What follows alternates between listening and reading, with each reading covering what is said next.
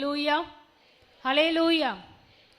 எடுத்தவர்கள் வாசியுங்கள். சங்கீதம் 91 சங்கீதம் 14 வசனத்தை நாம் வாசிப்போம். சத்தமா.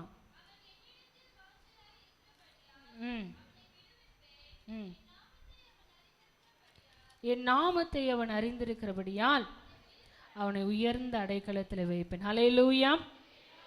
ஆண்டவர் மேலே வாஞ்சையுள்ள ஒரு இருதயம் நம் ஒவ்வொருவருக்கும் வேண்டும். ஹல்லேலூயா. ஆண்டவரை வாஞ்சையோடு கூட தேடுகிற பிள்ளைகளாக நீங்களும் நானும் ஒவ்வொரு நாளும் காணப்படுகிறவர்களாக இருக்கணும். அந்த வாஞ்சையுள்ள ஒரு இருதயம் ஆண்டவர் மேலே. நம்ம இன்னைக்கு எதிர் மேலெல்லாம் நம்ம வாஞ்சையோடு கூட இருக்கிறோன்னு கொஞ்சம் யோசித்து பார்க்கும் போது உண்மையாகவே ஆண்டவரிடத்துல நம்முடைய வாஞ்சை அதிகமாக இருக்கிறதா, இல்லை உலகத்தின் மேலே நம்முடைய வாஞ்சை அதிகமாக இருக்கிறதா? உலகத்தை தேடுகிறதுல நம்முடைய வாஞ்சை அதிகமாக. வாஞ்சை என்னன்னா ஒரு விருப்பம் இல்லை, எதை நம்ம அதிகமாய் நாம் தேடுகிற ஒரு பிள்ளைகளாக நாம் இருக்கிறோம் என்று யோசித்து பார்க்கும் பொழுது சங்கீதக்காரன் எப்படியாய் சொல்லுகிறார், அவன் என்னிடத்தில் வாஞ்சையாய் இருக்கிறபடியால் அவனை நான் என்ன செய்வேன், விடுவிப்பேன் என்று சொல்லி ஆண்டவர் சொல்லுகிறார். ஹல்லேலூயா. இப்போ ஆண்டவரிடத்துல நாம் வைக்கிறதான அந்த வாஞ்சை நம் ஒவ்வொருவரையும் விடுதலை ஆக்குகிற ஒரு வாஞ்சையாக இருக்கிறது. இன்னைக்கு நம்ம உலகத்தின் மேலே வைக்கிறதான விருப்பமும் வாஞ்சையும் ஒரு நாள் நமக்கு எந்த ஒரு உதவியும் செய்ய முடியாது. ஆனால் தேவன் மேலே நாம் வைக்கிறதான வாஞ்சை நம்ம எல்லாவற்றிலும் இருந்து விடுதலையாக்கி நம்மை ரட்சிக்க அது வல்லமை உள்ளதாக இருக்கிறது. ஹல்லேலூயா. இன்னைக்கு ஆண்டவர் இப்படியான வார்த்தையை கொண்டு தான் நம்மோடு கூட இடைப்பட போகிறார். கர்த்தர் மேலே நம் வைக்கிற வாஞ்சை எப்படியா இருக்கிறது? 3 காரியங்களை வேகமாய் சொல்லி கடந்து போக நான் ஆசைப்படுகிறேன். முதலாவதாக சங்கீதம் 84 சங்கீதம் 2 வசனத்தை நாம் வாசிப்போம். என் ஆத்துமா கர்த்தருடைய ஆலய பிரகாரங்களின் மேல் வாஞ்சையும் தவனமாய் இருக்கிறது. ஹல்லேலூயா. முதலாவதாக சங்கீதக்காரன் சொல்லுகிறார், நம்முடைய வாஞ்சை ஆலய பிரகாரங்களின் மேலே எப்படி ஆயிருக்கிறது? ஹல்லேலூயா. ஆண்டவருடைய ஆலயத்தின் மேலே இருக்கிற வாஞ்சை, ஆண்டவருடைய சமூகத்தின் மேலே இருக்கிறதான வாஞ்சை, கர்த்தரை தேடுகிறதான ஒரு வாஞ்சை. இன்னைக்கு இத்தனை பேர் நம்ம ஆலயத்தை தேடி ஆண்டவருடைய சமூகத்தில் வந்து இருக்கிறது ஒரு பெரிய ஒரு மன மகிழ்ச்சி. ஹல்லேலூயா. கர்த்தருடைய ஆலயத்துக்கு போவோம் வாருங்கள் என்று சொன்ன பொழுது நான் மனமகிழ்ச்சியாக இருந்தேன் என்று சங்கீதக்காரன் சொல்லுகிறான். ஹல்லேலூயா. இன்னைக்கு எத்தனை பேர் நம்ம ஆண்டவருடைய சமூகத்துக்கு வருகிறதற்கு மகிழ்ச்சியாக இருக்கிறோம்? இல்லை நம்முடைய வேலைகளையும் நம்முடைய பலவீனங்களையும் நம்முடைய சோர்வுகளையும் அதுக்கு சாக்கு போக்கு சொல்லிக்கொண்டு வீட்டில் அமர்ந்து கொண்டு இருக்கிறவர்களாக நாம் இருக்கிறோமா? இல்லை தொடர்ந்து ஆண்டவரை தேடுகிற ஆண்டவருடைய சமூகத்தை வாஞ்சிக்கிற இருதயம் உள்ளவர்களாக நாம் இருக்கிறோமா என்பதை நாம் யோசித்து பார்க்க வேண்டும். ஹல்லேலூயா. ஒவ்வொரு நாளும் ஆண்டவருடைய சமூகத்தை தேடுகிற பிள்ளைகளாக ஆலய பிரகாரங்களில் வந்து கவனமாயிருக்கிற பிள்ளைகளாக நீங்களும் நானும் மாறும் பொழுது ஆண்டவர் தம்முடைய பிள்ளைகளை எல்லாவற்றிலும் இருந்து விடுவிக்க அவர் வல்லமை உள்ளவராக இருக்கிறார். ஹல்லேலூயா. வெள்ளிக்கிழமை ஆராதனையில் அருமையான சகோதரர் ஒருத்தர் சாட்சி சொன்னாங்க, சரவணன் அண்ணன். அவங்க வந்து சொல்லும் பொழுது ஆண்டவருடைய ஆலயத்துக்கு போக முடியாத சூழ்நிலைகள் இருந்த காலகட்டங்களில், ஆனால் ஒரு பலவீனம் நெருங்கின ஒரு சூழ்நிலையில் ஆண்டவருடைய சமூகத்துக்கு வருகிறதுக்கு ஒப்பு கொடுத்ததுனால ஆண்டவர் அந்த பலவீனத்திலிருந்து ஒரு விடுதலை கொடுத்தார். ஹல்லேலூயா, ஹல்லேலூயா. நான் தொடர்ந்து ஆலயத்துக்கு வருகிறேன், தொடர்ந்து எந்த ஒரு சூழ்நிலையிலையும் நான் ஆலயத்துக்கு நான் என்ன செய்ய மாட்டேன், லீவு எடுக்க மாட்டேன். ஹல்லேலூயா. வேலைக்கு கரெக்டாக நம்ம என்ன செய்கிறோம், போகிறோம். ஒவ்வொரு நாளும் கரெக்டாக டைமுக்கு என்ன செய்கிறோம், போகிறோம். ஹல்லேலூயா. ஸ்கூலுக்கு என்ன செய்கிறோம், கரெக்டாக டைமுக்கு போகிறோம். ஆனால் தேவனுடைய ஆலயத்துக்கு வருகிறதுக்கு நம்ம ரொம்ப என்ன செய்கிறோம், நிர்விசாரமாக இருக்கிறோம். ஹல்லேலூயா. எத்தனை மணிக்கு நமக்கு ஆராதனை? 6:30 மணிக்கு. இது ரொம்ப ஒரு சூப்பரான ஒரு விஷயம் இந்த ஆலயத்தில் நான் பார்க்கிறது. இது வரைக்கும் இந்த 6:30 மணி சர்வீஸ் வந்துட்டு 2 சர்வீஸ் நடக்கும். ஒவ்வொரு சில ஆராதனைகளில் 2 சர்வீஸ் நடக்கும். அப்போது 6:30 மணிக்கு ஒரு சர்வீஸ், அதுக்கப்புறம் 8:30 மணிக்கு ஒரு சர்வீஸ் என்ன செய்வாங்க. ஆனால் நம்முடைய ஆலயத்தில் ஒரே சர்வீஸ் தான். அது எத்தனை மணிக்கு? 6:30 மணிக்கு.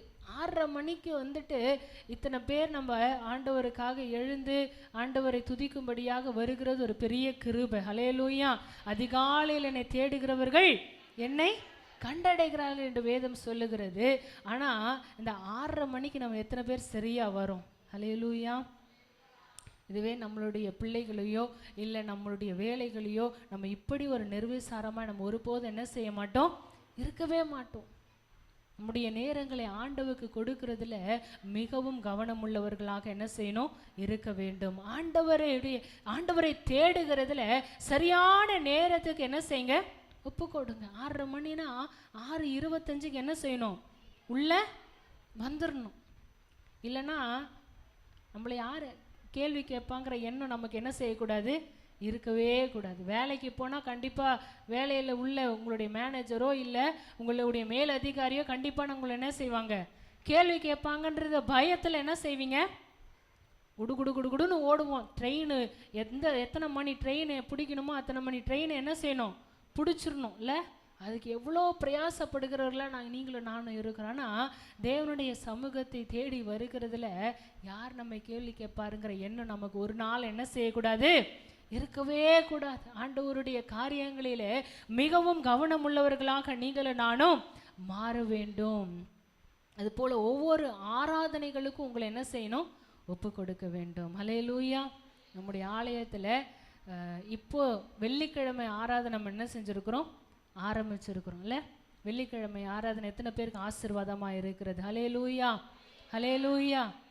ஒரு சுகமளிக்கும் ஆராதனை. நம்முடைய சரீரங்களில் நம்முடைய உறவுகளில் யாரோ ஒருத்தருக்கு ஒரு பலவீனம், ஆண்டவர் சுகத்தை கொடுக்கறதுக்கு ஒரு ஆராதனையில் கலந்து கொள்ளுறதுக்கு நீங்களும் நானும் ஒப்பு கொடுக்குறோமா? ஆனால் டாக்டருடைய அப்பாயின்மெண்ட்டுக்கு கரெக்டாக நம்ம என்ன செய்வோம், நம்முடைய நேரத்தை கொடுக்கிறவர்களை நாம் இருக்கிறோம். ஆனால் தேவனுடைய சமூகத்தில் வந்து காத்திருக்கிறதுக்கு நமக்கு என்ன இல்லை, டைம் இல்லை. ஹல்லேலூயா, ஹல்லேலூயா.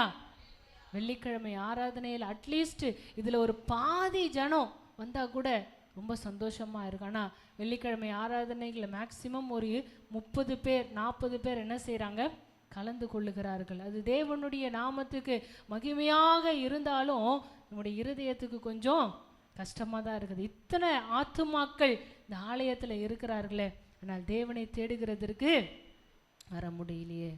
வீட்டில் இருக்கிறவங்கள தான் நான் சொல்கிறேன், வேலைக்கு போகிறவங்கள நான் கேட்கல. வீட்டில் இருக்கிறவங்க எத்தனை பேர் நம்ம ஆண்டவருடைய சமூகத்தை தேடி வருகிறதற்கு நாம் ஆயத்தமாக இருக்கிறோம் என்பதை நாம் யோசித்து பார்க்க வேண்டும். ஆலய பிரகாரங்களின் மேலே வாஞ்சையாய் இருக்கிற பிள்ளைகளாய் நாம் காணப்பட வேண்டும். உபவாச கூட்டம், பெண்கள் ஐக்கியம் உபவாச கூட்டம் காலையில் நடக்கிறது. எத்தனை பேர் நம்ம கலந்து கொள்ளுகிறோம்? இன்னைக்கு எத்தனை அற்புதங்கள் ஆண்டவர் அதில் செய்கிறார் உங்களுக்கு தெரியுமா? எத்தனை சாட்சிகள் அந்த நாட்களில் நாம் கேட்கிறோம் தெரியுமா? ஆண்டவர் உங்களுடைய வாழ்க்கையில் என்னுடைய வாழ்க்கையிலும் ஆண்டவருடைய அற்புதங்களையும் அவருடைய ஆசீர்வாதங்களையும் பெற்றுக்கொள்ளுகிறதற்கு கொஞ்சம் நம்மளை என்ன செய்யணும், விட்டு கொடுக்கிறவர்களாக நாம் காணப்படணும். தேவனை தேடுகிறதுல நாம் சோர்ந்து போகாதபடிக்கு, நிர்விசாரமாக இல்லாதபடிக்கு நம்மை ஒப்பு கொடுக்கிற பிள்ளைகளாக நீங்களும் நானும் மாற வேண்டும். யோசுவா என்கிறதான தேவ மனிதன் யாத்ராகமத்தின் புஸ்தகம் 33ஆம் அதிகாரம் 11ஆம் வசனத்தில் நம்ம வாசிக்கும் பொழுது ஆலயத்தை விட்டு அவர் என்ன செய்யாதான், பிரியாதிருந்தார் என்று சொல்லி வேதம் சொல்லுகிறது. ஹல்லேலூயா. யோசுவா எனப்பட்டதான வாலிபன் ஆசரிப்பு கூடாரத்தை விட்டு பிரியாதிருந்தான். ஒரு வாலிபன் தன்னுடைய வாலிபன் நாட்களில் இன்னைக்கு ஆண்டவரை தேடுகிறதற்கு நம்மை ஒப்பு கொடுக்கிற பிள்ளைகள் எத்தனை பேர் இருக்கிறோம்? வாலிபன் நாட்களில் இந்த யோசுவா எனப்பட்டதான இந்த பையன் என்ன செய்கிறாரு, ஆண்டவருடைய ஆசரிப்பு கூடாரத்தை விட்டு பிரியாதிருந்தார் என்று சொல்லி வேதம் சொல்லுகிறது. இதனால தான் இந்த யோசுவா எனப்பட்டதான இந்த மனிதனை கொண்டு ஆண்டவர் பெரிய காரியங்களை செய்தார். ஹல்லேலூயா. மோசேக்கு அப்புறம் யார் இந்த ஜனங்களை வழி நடத்துவார் என்ற ஒரு கலக்கம் எல்லா ஜனங்களிடத்திலும் காணப்பட்டு இருந்தது. ஆனால் தேவன் அருமையான இந்த வாலிபன் என்ன செய்யறாரு? தெரிந்து கொள்ளுகிறார். யோசுவா 1:5 நம்ம வாசிக்கும் பொழுது, நான் மோசையோடு கூட இருந்தது போல உன்னோடு கூடவும் இருக்கிறேன், நான் உன்னை விட்டு விலகுவதில்லை, உன்னை கைவிடுவதில்லை என்று சொல்லி ஆண்டவர் அவரை உற்சாகப்படுத்துகிறார், பலப்படுத்துகிறார். அவரை கொண்டு அநேக அற்புதங்கள் ஆண்டவர் செய்கிறார். யோர்தானை கடக்க செய்கிறாரு. எரிகோவை தகர்த்து ஆண்டவர் அந்த இடத்துல அவர்களை கடந்து போக பண்ண தேவன் வல்லமை உள்ளவராயிருந்த மனுஷர்களிடத்துல அவர்கள் விழுந்து போன போது ஆண்டவர் யோசுவாவோடு கூட இருந்து திரும்பவுமாக அதே ஜனங்களை மேற்கொள்வதற்கு பலன் தந்த தேவனாக இருக்கிறார். இன்றைக்கு ஆண்டவருடைய சமூகத்தில் காத்திருக்கிற பிள்ளைகளை கொண்டுதான் ஆண்டவர் பெரிய காரியங்களை செய்ய முடியும். ஹல்லேலூயா. ஆண்டவருடைய சமூகத்தில் ஆண்டவரை விட்டு பிரியாதிருக்கிற பிள்ளைகளை கொண்டுதான் ஆண்டவர் பெரிய காரியங்களை செய்ய முடியும் என்று நம்மை ஒப்பு கொடுக்கிற பிள்ளைகளாக நீங்களும் நானும் மாற வேண்டும். வசனங்களை மாத்திரம் நீங்க குறித்து வைத்துக் கொள்ளுங்கள், வாசிக்க வேண்டாம். சங்கீதம் 84:10, 92 13 வசனம், 122 1 9 நம்ம வாசிக்கிறோம். ஆண்டவருடைய ஆலயத்தின் மகிமை மிகவும் அதிகமாயிருக்கும். ஹல்லேலூயா. ஆண்டவருடைய சமூகத்தில் வந்து அவரை ஆராதிக்கிற பிள்ளைகளுக்கு தேவன் உண்மையாகவே அவர் நல்ல ஒரு ஆசீர்வாதங்களையும் ரட்சிப்பையும் தருகிற தேவனாக இருக்கிறார். ஹல்லேலூயா. இரண்டாவதாக நாம் பார்க்கிறோம், சங்கீதம் 119 சங்கீதம் 40 நாம் வாசிக்கிறோம். இதோ உம்முடைய கட்டளைகளின் மேலே வாஞ்சையாயிருக்கிறேன். ஹல்லேலூயா. இரண்டாவதாக நாம் அறிந்து கொள்ளுகிற காரியம், ஆண்டவருடைய கட்டளைகளின் மேலே நீங்களும் நானும் வாஞ்சை உள்ள பிள்ளைகளாக இருக்க வேண்டும். ஆண்டவர் நமக்கு கொடுத்திருக்கிறதான கற்பனைகளின் மேலே, ஆண்டவர் கொடுத்திருக்கிறதான கட்டளைகளின் மேலே நாம் மிகவும் கவனம் உள்ள பிள்ளைகளாக இருக்க வேண்டும். கிறிஸ்தவர்களாய் வாழுகிறது ரொம்ப லேசான காரியமே கிடையாது. ஹல்லேலூயா. ஆண்டவருக்கு என்று உங்களையும் என்னையும் பரிசுத்தமாய் காத்து கொள்ளுகிறதுல கவனமுள்ள பிள்ளைகளாக இருக்க வேண்டும். ஆண்டவர் அநேக கட்டளைகளையும் கற்பனைகளையும் உங்களுக்கு எனக்கு ஆண்டவர் கொடுத்திருக்கிறார். அதில் எல்லாவற்றிலும் உண்மை உள்ள பிள்ளைகளாக நீங்களும் நானும் இருக்கிறோமா என்பதை நாம் யோசித்து பார்க்க வேண்டும். மோசேக்கு ஆண்டவர் யாத்ராகமத்தின் புஸ்தகம் 20 சொல்லப்பட்ட 10 கட்டளைகள் ஒவ்வொன்றையும் நாம் கவனத்தோடு கூட அதை கடைபிடிக்கிற பிள்ளைகளாக இருக்கிறோமா என்பதை நாம் யோசித்து பார்க்க வேண்டும். புதிய ஏற்பாடின் புஸ்தகங்களிலே நாம் வாசிக்கும் பொழுது, மத்தேயு எழுதின சுவிசேஷம் 22 37-39 வசனங்கள் வரைக்குமாக சொல்லப்படுகிற வார்த்தையின்படி அந்த கட்டளைகளுக்கு நீ தேவனிடத்தில் அன்பு கூறுகிறாயா, நீ உன்னை நேசிக்கிறதை போல பிறனிடத்தில் அன்பு கூறுகிறாயா என்று ஆண்டவர் நமக்கு கொடுக்கப்பட்டிருக்கிற கட்டளைகளிலே நாம் உண்மை உள்ளவர்களாக நாம் இருக்கிறோமா? இன்னொரு பிரதான ஒரு கற்பனை ஒன்று இருக்கிறது. மத்தேயு எழுதின புஸ்தகத்தில் கடைசி அதிகாரம் 28 19-20 வசனங்களை நாம் வாசிக்கிறோம். சகல ஜாதிகளையும் சீஷராக்கி பிதா குமாரன் பரிசுத்த ஆவி நாமத்தினாலே அவர்களுக்கு ஞானஸ்நானம் கொடுத்து, நான் உங்களுக்கு கட்டளையிட்ட யாவையும் அவர்கள் கை கொள்ளும்படி அவர்களுக்கு உபதேசம் பண்ணுங்கள். ஹல்லேலூயா. நீங்கள் உலகமெங்கும் புறப்பட்டு போய் ஆண்டவருடைய சுவிசேஷத்தை அறிவியுங்கள் என்று சொல்லி ஆண்டவர் நமக்கு கட்டளை கொடுத்திருக்கிறார். இன்னைக்கு எத்தனை பேர் ஆயத்தமாக இருக்கிறோம்? ஆண்டவருடைய கட்டளைகளுக்கு ஒப்பு கொடுக்கிறவர்களாய், அதன் மேலே வாஞ்சை உள்ள பிள்ளைகளாய் நாம் இருக்கிறோமா?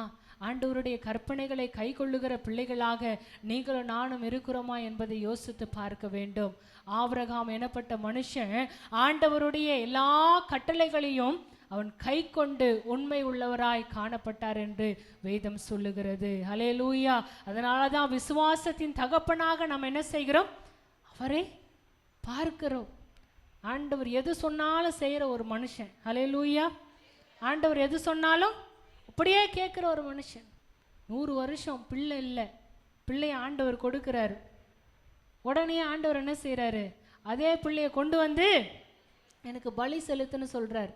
இப்படி கேட்கும்போது நீங்களும் நானும் என்ன செஞ்சுருப்போம்? ஆண்டவரே, இத்தனை வருஷம் காத்திருந்தேன், வாக்குத்தத்தம் பண்ணி 25 வருடம் காத்திருந்தேன், இத்தனை வருடங்கள் கழித்து கொடுத்த ஒரே ஒரு பிள்ளை ஏகசுதன், அந்த பிள்ளைய திரும்பவும் நீங்கள் கேட்குறீங்களேன்னு சொல்லி ஒரு வார்த்தை திரும்பமாக ஆண்டவரை பார்த்து கேட்கவே இல்லை. ஆனால் இன்னைக்கு நீங்களும் நானும் ஒரு சின்ன விஷயத்தில் ஆண்டவர் கொஞ்சம் சோதனைக்கு உட்படுத்துறதுக்கு நம்மளை கைவிட்டாரோ, ஏதோ ஒரு சூழ்நிலைகளில் நம்ம காணப்பட்டிருப்போம்னு சொன்னால் உடனே நம்மளுடைய வாயும் நம்முடைய கையும் ஒன்றும் செய்யாது, சும்மாவே இருக்காது இல்லை. ஹல்லேலூயா. புலம்பி தள்ளிடும் இல்லை. ஐயோ என்னுடைய வாழ்க்கை இவ்வளோ கஷ்டம், இவ்வளோ வேதனை, இவ்வளோ பலவீனம், இவ்வளோ சூழ்நிலைகள், ஆனால் இது எல்லாவற்றிலும் இருந்து தேவன் என்னை விடுவிக்க வல்லவராய் இருக்கிறார் என்கிற விசுவாசம் உங்களுக்குள்ள எங்கே போயிற்று? ஹல்லேலூயா. ஆபிரகாம் விசுவாசத்தின் தகப்பன், ஒரு நாளும் தன்னுடைய விசுவாசத்தை விட்டு பின்வாங்காதவர். ஏகசுதன். ஆண்டவர் சொன்னார், சரிங்க ஆண்டவர், உடனடியாக எல்லாவற்றையும் ஆயத்தம் பண்ணி கொண்டு என்ன செய்கிறாரு?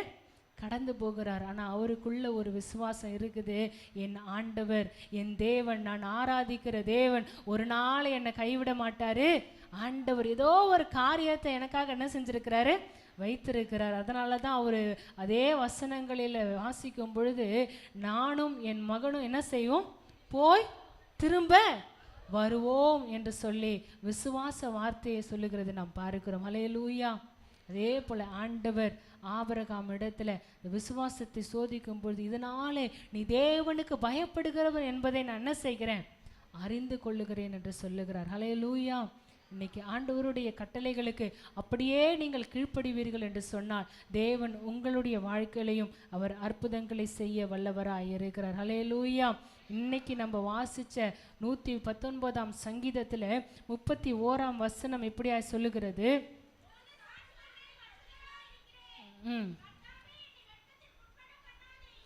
உம்முடைய கற்பனைகளை நான் வாஞ்சிக்கிறபடியினால் என் வாயை ஆவென்று திறந்த அவைகளுக்கு ஏங்குகிற. 131 வசனம்க்கா. 119 131 வசனம். உம்முடைய கற்பனைகளை நான் வாஞ்சிக்கிறபடியால் என் வாயை ஆவென்று திறந்து அவைகளுக்கு ஏங்குகிறேன் என்று சொல்லுகிறார். ஹல்லேலூயா. இன்னைக்கு அப்படிப்பட்ட ஏக்கம் உங்களுக்குள்ள இருக்கிறதா? மான்கள் நீரோடைய வாஞ்சித்து கதறுது போல என் ஆத்துமா உண்மையில வாஞ்சையாய் இருக்கிறது என்று சொல்லுகிறது போல உங்களுடைய இருதயம் ஆண்டவர் மேலே வாஞ்சையாய் இருக்கிறதா? ஆண்டவருடைய கட்டளைகளின் மேலே வாஞ்சையாய் இருக்கிறதா என்பதை நாம் சிந்தித்து பார்க்க வேண்டும். ஹல்லேலூயா. மூன்றாவதாக நான் சொல்லி முடிக்கிறேன். 1 பேதுருவின் புஸ்தகம் 2ஆம் அதிகாரம் 3ஆம் வசனம். நீங்கள் புதிதாய் பிறந்த குழந்தைகளைப் போல திருவசனமாகிய களங்கமில்லாத ஞான பாலின் மேலே வாஞ்சையாயிருந்து. ஹல்லேலூயா.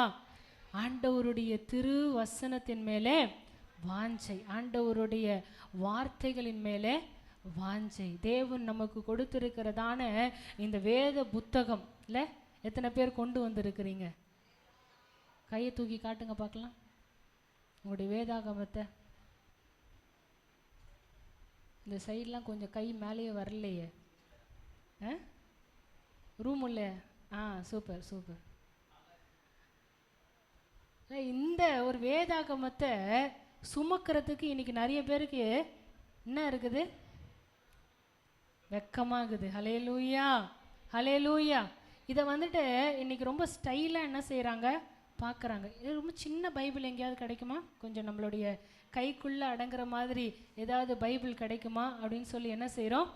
பார்க்குறோம். அதுவும் வேணாம், இதோ இருக்குது பைபிள் என் கையிலேயே இல்லை, இந்த பைபிளை நான் என்ன செய்கிறேன்?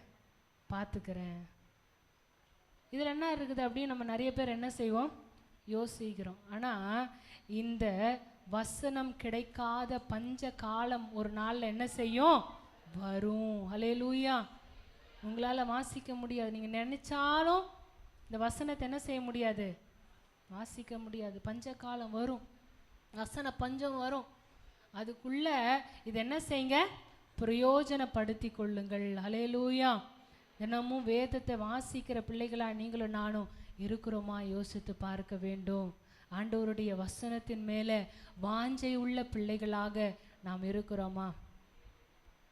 இப்போ நான் பேசிட்டு இருக்கிற இந்த வார்த்தையை எத்தனை பேர் கவனத்தோடு கூட கேட்டுக்கொண்டு இருக்கிறீர்கள் என்று எனக்கு தெரியாது. இந்த வார்த்தைகளின் மேலே வாஞ்சை உள்ள பிள்ளைகளாய் நாம் இருக்கிறோம். ஹல்லேலூயா. யாராவது சொல்லுங்க பார்க்கலாம். இதுக்கு முன்னாடி 2 பாயிண்ட் சொன்னேன். ஆலய சொல்லுங்க, ஆலய பிரகாரங்களின் மேலே வா. இந்த சைடு தான் சத்தம் எனக்கு கேட்குது, அந்த பக்கம் ஒன்றுமே கேட்க மாட்டேங்குது. ஆலய பிரகாரங்களின் மேலே வாஞ்சை. 2வது அவருடைய கட்டளைகளின் மேலே வாஞ்சை. எல்லாம் முடிச்சுட்டு தான் இருக்கிறீங்கன்னு நினைக்கிறேன். 3வதாக திருவசனத்தின் மேலே வாஞ்சை. ஆண்டவருடைய திருவசனத்தை வாஞ்சையோடு கூட ஏற்றுக்கொள்ளுகிற பிள்ளைகளாக நாம் இருக்க வேண்டும். பவுல் என்கிறதான மனுஷன், அவருடைய சாட்சி உங்கள் எல்லாருக்கும் தெரியும்ல. அவருக்கு முதல்ல ஒரு பேர் இருந்தது, அது என்னது? சவுல். சவுளை பவுலாய் மாற்றின. 2மே ஒன்று தான். அது வந்துட்டு பெரிய ஒரு, இது வேற ஒரு மொழியில் சொல்லப்பட்ட ஒரு பெயர், இது வேற மொழியில் சொல்லப்பட்ட ஒரு பெயர். ஆனால் நம்ம நிறைய நேரங்களில் சவுளை பவுலாக மாற்றினார் என்று சொல்லி நாம் பார்க்கிறோம். பேர் மாற்றம் கிடையாது, உங்களுடைய ஆவிக்குரிய வாழ்க்கையில் ஒரு மாற்றத்தை தேவன் எதிர்பார்க்கிறார். ஹல்லேலூயா. இந்த சவுல் எனப்பட்டதான மனுஷன் ஆண்டவருடைய வசனத்தை அதிகமாய் கற்று அறிந்த ஒரு மனுஷன். அதனால தான் நம்ம வாசித்த வேத பகுதியில் நம்ம பார்க்கும்பொழுது அப்போஸ்தலரின் புத்தகம் 22ஆம் அதிகாரத்தில் 2ஆம் வசனத்தில் நம்ம வாசிக்கிறோம்.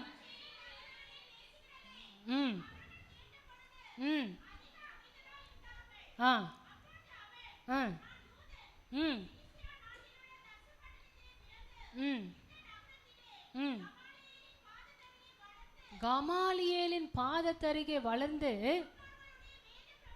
முன்னோர்களுடைய வேத பிரமாணங்களின்படி திட்டமாய் போதிக்கப்பட்டு. ஹல்லேலூயா, ஹல்லேலூயா. பவுல் என்னப்பட்ட மனுஷன் ரொம்ப அறிவாள். அவர் வந்துட்டு வேதத்தை ரொம்ப கரைச்சு குடிச்ச ஒரு மனுஷன். ஹல்லேலூயா. அதனால தான் புதிய ஏற்பாடில் 13 நிருபங்களை அவர் என்ன செஞ்சிருக்கிறாரு? எழுதியிருக்கிறார். ஹல்லேலூயா. அதிகமான நிருபங்களை எழுதின ஒரு மனுஷன் யாருன்னா இந்த பவுல். நிறைய காரியங்களை நமக்கு கற்றுக் கொடுத்திருக்கிறார். அதில் அதிகமாக அவர் பேசுகிற ஒரு வார்த்தை என்னன்னா, ஆண்டவருடைய வசனத்தின் மேலே வாஞ்சையாயிருங்கள். ஆண்டவருடைய வசனத்தை என்ன செய்யுங்க? அறிந்து கொள்ளுங்கள், கற்றுக்கொள்ளுங்கள், அதை வாசிங்க, அதன் மேலே வாஞ்சையாயிருங்கள் என்று சொல்லி அதிகமாய் அநேக வசனங்கள், நான் நிறைய வசனங்கள் எழுதி வைத்திருக்கிறேன், நீங்கள் குறித்து கொள்ளுங்கள். ரோமரின் புஸ்தகம் 10ஆம் அதிகாரம் 17ஆம் வசனத்தில் அவர் சொல்றாரு, இந்த திருவசனம் நம்முடைய விசுவாசத்தை என்ன செய்யுமா? பெருக்கும். ஹல்லேலூயா. நம்முடைய விசுவாசத்தை பெருக்கும். நீங்கள் ஆண்டவருடைய வசனத்தை கொண்டு தான் உடைய விசுவாசம் என்ன செய்யும்? பெருகும். ஹல்லேலூயா. அடுத்ததாக சொல்றாரு 15:4, ரோமர் 15:4, இந்த திருவசனம் நமக்கு பொறுமையையும் ஆறுதலையும் என்ன செய்யுமா? கொடுக்கும். ஹல்லேலூயா.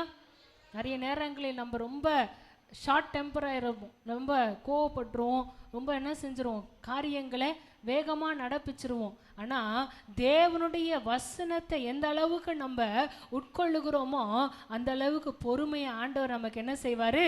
கொடுப்பார். ஹல்லேலூயா. உடைய இருதயத்துக்கு ஒரு ஆறுதலை ஆண்டவர் என்ன செய்வார்? கொடுப்பார் என்பதை நாம் மறந்து போகவே கூடாது. 3வது சொல்றாரு 1 தீமோத்தேயு 4ஆம் அதிகாரம் 5ஆம் வசனத்தில், இந்த திருவசனம் உங்களை பரிசுத்தமாக்கும். ஹல்லேலூயா. திருவசனம் என்ன செய்யுமா? பரிசுத்தமாக்கும். ஒவ்வொரு நாளும் நம்மை பரிசுத்தப்படுத்தி கொள்ளுகிறதற்கு தேவன் இந்த திருவசனத்தை நமக்கு என்ன செய்கிறாரு? கொடுத்திருக்கிறார். ஆகவே தான் ஒவ்வொரு நாள் என்ன செய்யுங்க?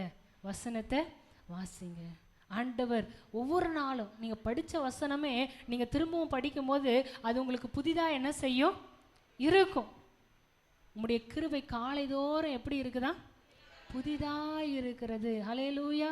ஒவ்வொரு நாளைக்கு ஆண்டவர் ஒவ்வொரு புதிய கிருபை ஆண்டவர் என்ன செய்வார்? உங்களுக்கு தருவார். அந்த விசுவாசத்தோடு கூட நீங்கள் ஆண்டவருடைய வசனத்தை வாஞ்சையோடு கூட நீங்கள் பார்ப்பீர்கள் என்று சொன்னால் தேவன் உங்களை அப்படியாய் ஆசீர்வதிப்பார். அதே போல் அப்போஸ்தலர் 20ஆம் அதிகாரம் 32ஆம் வசனத்தில் நம்ம வாசிக்கிறோம், இந்த திருவசனம் உங்களுக்கு பக்தி விருத்தி என்ன செய்யுமா? கொடுக்கும். ஹல்லேலூயா. பக்தி விருத்தி. ஆண்டவர் மேலே இன்னும் இன்னும் அதிகமாய் ஆண்டவரை தேடுகிறதுக்கு உங்களை ஊக்குவிக்கிறது என்னது? ஆண்டவருடைய வசனம். ஆகவேதான் இந்த வசனத்தின் மேலே நீங்களும் நானும் வாஞ்சை உள்ளவர்களாய் காணப்பட வேண்டும். எப்படி பவுல் இதனால ஆண்டவர் இப்படிப்பட்ட ஒரு கொடுமைக்காரனை ஆண்டவர் தெரிந்து கொள்ளுகிறதுக்கு என்ன காரணம் இருக்க முடியும்? ஏன்னா அவர் ஆண்டவருடைய வசனத்தை முழுமையாக என்ன செஞ்சிருந்தாரு? அறிந்திருந்தார். அல்லேலூயா.